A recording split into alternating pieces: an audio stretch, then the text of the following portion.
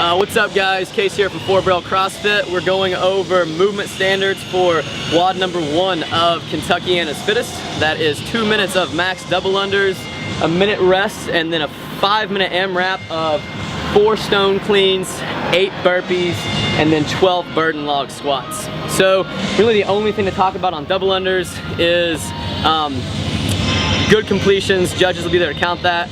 Just as a tip, don't rush yourself, stay smooth.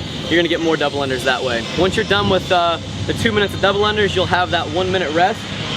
Set your your jump rope out of the way, because if you leave it around your mat, you're gonna end up crushing it with your log or your stone. So during that minute rest, regain composure, say hi to mom and dad in the crowd, and then from there, 3, 2, 1, go, we'll start the 5-minute AMRAP. Starting out with stone cleans. On stone cleans, I'm gonna bring it a little bit closer, I don't know if it'll pick it up. On stone cleans, you have to have your stone on the mat before you can lift. So you can't lift the stone when it's off the mat. So roll your stone onto the mat. Then from there, we're not really gonna talk about form, but just what are good reps and what are bad reps. Good rep is all the way to the shoulder. You don't necessarily have to have the hips to full extension. As long as that ball is setting on your shoulder, your judge will say good, and then you can drop the ball. As far as how you can drop the ball, you can drop the ball in front if you need to. So I'm here, I'm up to the shoulder, that's good. I can drop the ball in front, and then I can pick it up again. Also, if the momentum of the ball is carrying backwards, and I have to, I can go ahead and toss this ball behind me. If it's rolling up over my shoulder, it's pretty obvious that it's a good rep.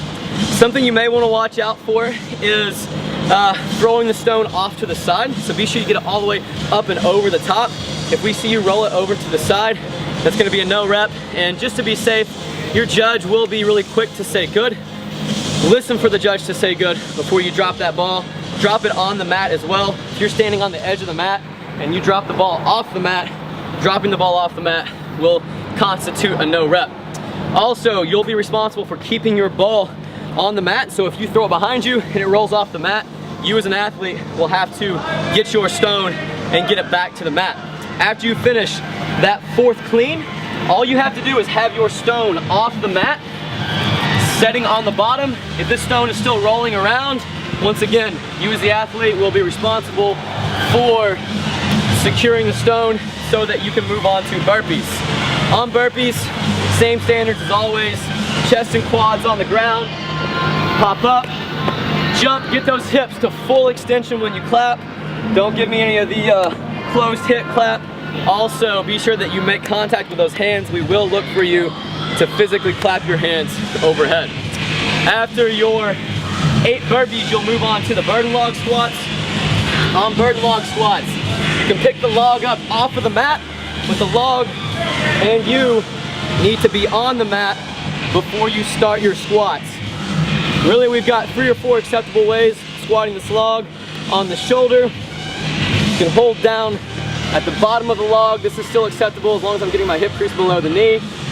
If you can get it in a full back rack position, that's fine. The only thing that's bad about the back rack is we really don't want you to dump these behind you, because they're gonna kick around, hit you in the back. That's no bueno. And also, they're kind of thick and they're really hard to get your hands over top, so I don't really suggest squatting these in a back rack position. Another acceptable method would be the front rack position, but I don't suggest that because it is pretty tiring holding this log in this position. One of the things we do want to point out, if the log is setting on your thighs, this is not going to count as a good rep because I'm not really squatting the weight of the log. I'm just letting it rest on my legs. So the log has to be off of your legs in order for you to perform that squat. After you're done with your 12 squats, we will have a designated spot to the side of your mat. You have to return your log to that spot in the upright position before you can move on to that next round.